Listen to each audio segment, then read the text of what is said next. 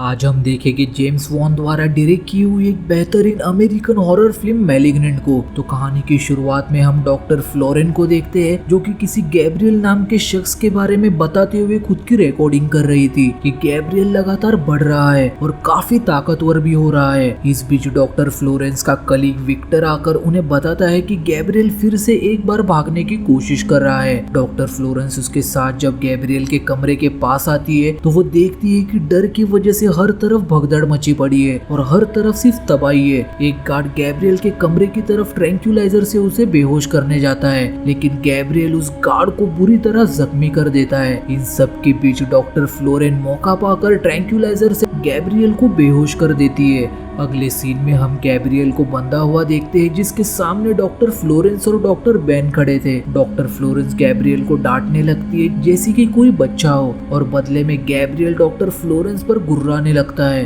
तभी पास ही पड़े रेडियो से एक डिमोनिक आवाज आती है जो कि गैब्रियल की ही थी, जो उन्हें बताता है कि वो सभी को मार देगा, जिसे देखकर डॉक्टर बेन शॉक हो जाते हैं। डॉक्टर फ्लोरेंस डॉक्टर बेन को बताती है कि गैब्रियल के पास कुछ ऐसी पावर्स है जिससे वो ये सब आसानी से कर सकता है। डर के मारे जब डॉक्टर बेन और डॉक्टर फ्लोरेंस गैब्रियल के रूम में आते हैं तो उन्हें वहाँ कई सारे स्टाफ्स की लाशें मिलती है, इसलिए अब ये सोचते हैं कि इस मुसीबत को जड़ से उखाड़ने का वक्त आ गया है। कहानी प्रेजेंट में आती है जहाँ हम मैडिसन और डेरिक नाम के एक कपल को देखते हैं। मैडिसन किसी वजह से मां नहीं बन सकती थी, इसलिए हर वक्त डेरिक और मैडिसन के बीच लड़ाइयाँ होती थी क्योंकि हर बार मैडिसन का बच्चा पेट में ही मर जाता था। और इस बार डेरिक लड़ाई के दौरान मैडिसन को दीवार पर धक्का दे देता है, जिस वजह से मैडिसन के सर से खून बहने लगता है। जैसे ही डेरिक फर्स्ट एड बॉक्स लेने जाता है, मैडिसन अपने आप को रूम में लॉक कर लेती है। डेरिक मैडिसन को दरवाजा खोलने के लिए कहता है, लेकिन मैडिसन दरवाजा नहीं खोलती,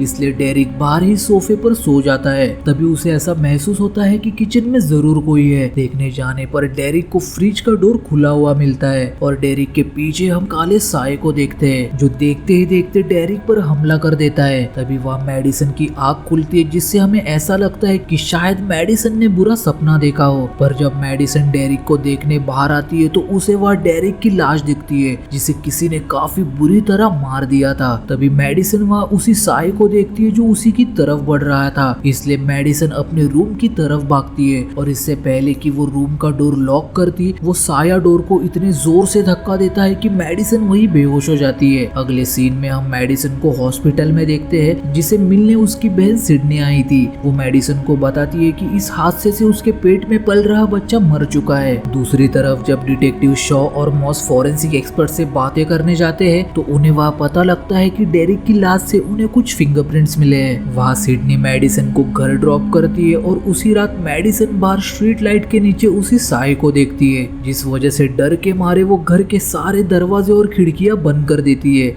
और अपने कमरे में चली जाती है। अगली सुबह मैडिसन हर दरवाजे पर डबल लॉक लगाने लगती है। उसी दौरान वहाँ सिडनी मैडिसन से मिलने आती है, जिनकी बातों से हमें ये पता लगता है कि दोनों सगी बहनें नहीं है, बल्कि सिडनी के पेरेंट्स ने मैडिसन को 8 साल की उम्र में गोद लिया हुआ था। सीन शिफ्ट होकर जीन नाम की एक औरत पर आता है जो कि टूर गाइड का काम करती थी, जो अपने ग्रुप को सिएटल के अंडरग्राउंड सिटी के बारे में बता रही थी। कुछ वक्त बाद जब सब चले जाते हैं तभी अचानक कमरे की लाइट्स फ्लिकर करने लगती है। उसी दौरान जीन ऊपर एक अजीब सी क्रीचर को देखती है जो जीन पर हमला करके उसे बेहोश कर देता है। अगले पल जब जीन की आंख खुलती है तो वो खुद को एक अजीब सी जगह पर बंधा हुआ पाती है। तभी वहाँ पड़े रेडियो से वही डिमोनिक आवाज आती है जो हमने मूवी की शुरुआत में सुनी थी, यानी ये क्रीचर और कोई नहीं बल्कि गैब्रियल था, जो जीन से कहता है कि मैं जल्दी तुम्हें मार दूंगा, पर पहले डॉक्टर फ्लोरेंस की बारी है। वही हम डॉक्टर फ्लोरेंस को अपने घर में देखते हैं, जिन्हें एक कॉल आता है जो कि गैब्रियल का था।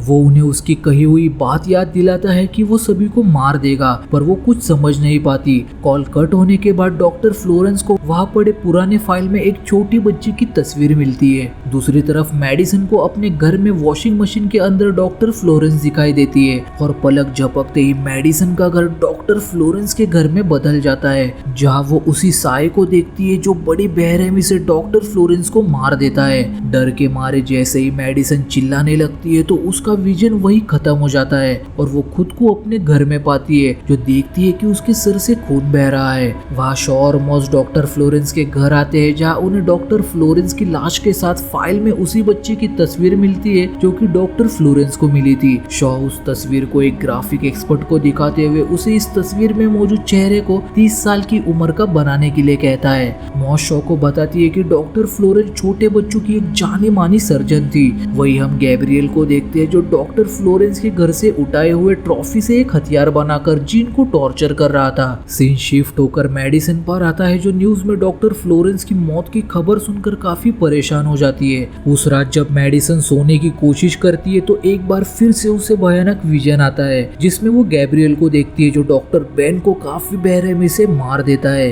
यहाँ पहली बार विजन में मेडिसन गैब्रियल का चेहरा देखती है जो काफी खौफनाक था।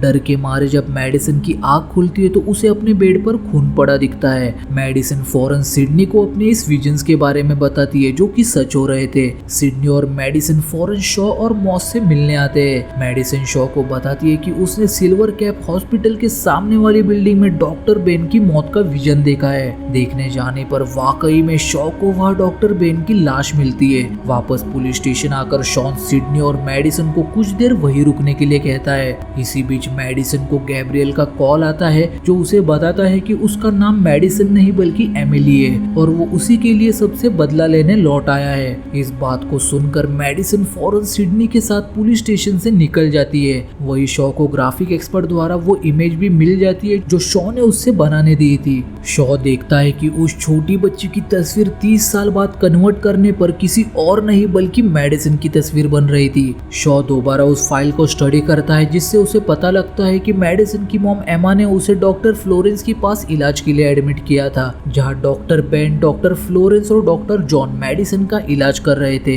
क्योंकि डॉक्टर फ्लोरेंस और डॉक्टर बेन तो मर चुके थे, इसलिए शॉ पूछताछ के लिए फौरन डॉक्टर जॉन से बात करने के लिए निकल जाता है। वही सिडनी और मेडिसन अपने मॉम के पास आती है, जहां उनकी मॉम बताती है कि बचपन में मेडिसन का गैब्रियल नाम का एक इमेजिनरी फ्रेंड हुआ करता था। अगले पल मेडिसन को फिर से एक विजन आता है जहां वो गैब्रियल को डॉक्टर जॉन के पास देखती है और इससे पहले वो डॉक्टर जॉन को मार देता, शॉ वहां आकर डॉक्टर जॉन को बचा लेता है। शॉ और गैब्रियल की हाथापाई में शॉ गैब्रियल को शूट करने जाता है, लेकिन किसी तरह गैब्रियल वहां से भाग जाता है और मेडिसन का विजन यही खत्म हो जाता है। अगले दिन कुछ साइकेट्रिस्ट मेडिसन के पास आते हैं ताकि वो हिप्नोटिज्म के जरिए उसकी बचपन की यादें रिकलेक्ट कर सके। थेरेपी के दौरान वो बताती है कि बचपन में कई बार ऐसा होता था कि उसे गैब्रियल की गलतियों के लिए डांट पड़ती थी। मेडिसन को बचपन की एक चीज याद आती है कि एक दिन उसे गैब्रियल का कॉल आता है जो उसे एक केक को कट करके उसका पीस अपने मॉम को देने के लिए कहता है। लेकिन अचानक मेडिसन होश में आती है, जहाँ उसके सामने केक नहीं बल्कि उसकी मॉम का पेट था और गैब्रियल ने ही ये सब किया था ताकि वो एमा के पेट में पल रहे बच्चे को मेडिसन के हाथों मार सके। उसी दौरान एमा की आंख खुलती है जो मेडिसन को चाकू के साथ अपने पास देखकर चिल्लाने लगती है। कहानी अब प्रेजेंट में आती है जहाँ मेडिसन भी इस इंसिडेंट को याद करके चिल्ला रही थी। सीन शिफ्ट होकर जीन पर आता है जो किसी तरह खुद को आजाद करके उस जगह से निकलने का रास्ता ढूंढने लगती है। उसी दौरान जीन के नीचे मौजूद जमीन टूटने की वजह से वो नीचे आकर गिर जाती है, जहाँ कुछ वक्त पहले मेडिसन की थेरेपी हो रही थी। इससे हमें ये पता लगता है कि जीन को गैब्रियल ने ही मेडिसन के घर के ऊपर वाले कमरे में कैद करके रखा था। इधर पुलिस ने मेडिसन को पकड़ लिया था क्योंकि उन्हें मेडिसन के घर के ऊपर वाले कमरे से गैब्रियल के कपड़े और हथियार बरामद हुए थे और उन्हें शक था कि मेडिसन ही गैब्रियल है, क्योंकि बचपन से ही मेडिसन को मल्टीपल पर्सनैलिटी डिसऑर्डर की बीमारी थी। नेक्स्ट सीन में हम शॉ और मॉस को मेडिसन से पूछताछ करते हुए देखते हैं, जहां मेडिसन उन्हें बताती है कि गैब्रियल काफी खतरनाक है। इसी बीच शॉ को गैब्रियल का कॉल आता है जो शॉ को बताता है कि मैं मेडिसन का एक इमेजिनरी फ्रेंड हूँ। इतने में ही मेडिसन के चिल्लाने से आसपास के बल्ब फूट जाते हैं। मेडिसन को जेल में बंद कर दिया जाता है और यहाँ हम एमा और सिडनी को देखते हैं, जहाँ सिडनी एमा से उस हॉस्पिटल का पता लेती है जहाँ बचपन में मेडिसन का इलाज हुआ था। हालांकि उस हॉस्पिटल को बंद हुए काफी वक्त बीत चुका था, लेकिन सिडनी को यकीन था कि वहाँ उसे कुछ ना कुछ जरूर मिलेगा। हॉस्पिटल आकर सिडनी को मेडिसन से जुड़ी कुछ पुरानी रिकॉर्डिंग्स मिलती है, जिससे उसे पता लगता है कि मेडिसन की असली मॉम जीन है। रिकॉर्डिंग में हम देखते हैं कि मेडिसन के सर के पीछे एक अजीब सा क्रीचर जुड़ा हुआ था। जब मेडिसन अपने मॉम के पेट में थी तब गैब्रियल की बॉडी मेडिसन से सेपरेट नहीं हो पाई, वो उसके पीठ पर आधा जुड़ा ही रह गया। इसलिए मेडिसन और गैब्रियल एक ही दिमाग और एक ही रीढ़ की हड्डी के जरिए जी रहे हैं। डॉक्टर लॉरेंस ये भी बताते हुए नजर आती है कि गैब्रियल एक अलग बच्चा है जिसकी साइकिक पावर काफी ज्यादा थी, वो आसानी से रेडियो वेव्स और फ्रीक्वेंसी को कंट्रोल कर सकता था। जिसके बाद एक दिन गैब्रियल मेडिसन पर कंट्रोल करके हॉस्पिटल में तबाही मचाने लगता है, जो कि हमने मूवी की शुरुआत में देखा था। और जिस मुसीबत को डॉक्टर फ्लोरेंस जड़ से उखाड़ने की बात कर रही थी वो गैब्रियल ही था। डॉक्टर फ्लोरेंस सर्जरी के जरिए गैब्रियल को मेडिसन के शरीर से अलग तो कर देती है, पर वो गैब्रियल के दिमाग का कुछ हिस्सा अलग नहीं कर पाती, क्योंकि इससे मेडिसन की जान जा सकती थी। रिकॉर्डिंग्स को देखकर सिडनी शॉ को ये बात बताने के लिए फौरन निकल जाती है और वह जेल में मौजूद कुछ कैदी मेडिसन को मारने पीटने लगते हैं, जिस वजह से मेडिसन के सर में दर्द होने लगता है। यहाँ हम पहली बार गैब्रियल के सर को मेडिसन के पीछे से बाहर आते हुए देखते हैं और इस खौफनाक नजारे को देखकर सारे कैदी डर जाते हैं। गैब्रियल अब पूरी तरह मेडिसन पर काबू पाकर सारे कैदियों को मार देता है और अपने कपड़े और हथियार लेकर वहां से भाग जाता है। वही सिडनी शॉ को कॉल करके सारी बात बताती है, लेकिन शॉ कुछ समझ नहीं पाता। सिडनी कुछ ही देर में शॉ और मॉस के पास पहुंचकर उन्हें उस हॉस्पिटल में जाने के लिए कहती है जहां जीन एडमिट थी, क्योंकि गैब्रियल का अगला शिकार जीन है। यहाँ सिडनी और शॉ हॉस्पिटल में आते हैं जहाँ गैब्रियल उनके सामने एक गार्ड को मार देता है और जीन के रूम में उसे मारने पहुंच जाता है। जीन गैब्रियल से माफी मांगती है, पर गैब्रियल लगातार जीन को मारने आगे बढ़ रहा था और इससे पहले कि वो जीन को मार देता वहां शॉ आ जाता है जो गैब्रियल को शूट करता है, लेकिन गैब्रियल उसे जान से मार देता है। जिसके बाद गैब्रियल एक बेड़ को सिडनी की तरफ फेंक कर उसे वही फंसा देता है। गैब्रियल सिडनी को बताता है कि वो हमेशा ही उसे मारना चाहता था, लेकिन हर बार वो बच जाती थी। सिडनी मेडिसन को आवाज लगाकर उससे कहती है कि वो गैब्रियल ही है जिसकी वजह से तुम कभी मां नहीं बन पाई, वो हर बार तुम्हारे बच्चे को पेट में ही मार देता था।